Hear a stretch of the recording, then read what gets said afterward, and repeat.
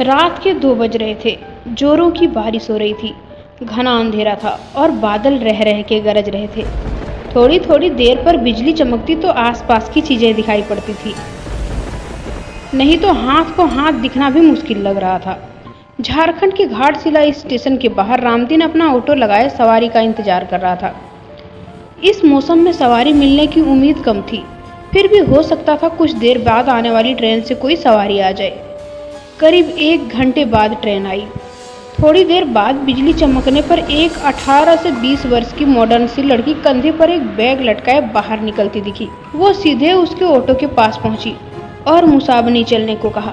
रामदीन ने कहा, रात का वक्त है, इसलिए वहां चलने पर 500 रुपया लूंगा, नहीं तो 2-4 घंटे इंतजार कर लीजिए, सुबह 100 रुपया में ले चलूंगा। लड़की बोली, अभी 200 रुपया रखो, बाकी वहां पहुंच कर दूंगी, और ऑटो पर बैठ गई। रामदीन ने ऑटो बढ़ा दिया। करीब आधे घंटे बाद वो गंतव्य तक पहुंचा।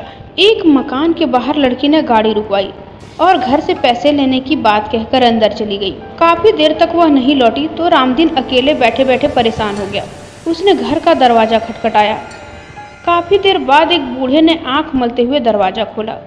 उसने पूछा, कौन हो तुम और इतनी रात को किस लिए आए हो? रामदीन बोला, जो मैम साहब अभी थोड़ी देर पहले आई है, उन्होंने मेरा पूरा भाड़ा नहीं दिया। बूढ़े ने आश्चर्य से उसकी ओर देखा और बोला, यहाँ कोई मैम साहब नहीं रहती है, मैं अकेले रहता हूँ। रामदीन की नज़र एक फोटो पर पड़ी। उसने कहा, यही मैम साहब तो आई थी, उन्हें स्टेशन से लेकर आया हूँ।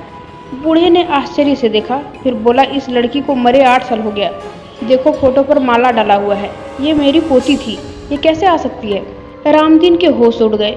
वो चुपचाप अपने ऑटो के पास पहुंचा। उसने देखा कि सीट पर 100-100 के 3 नोट रखे थे।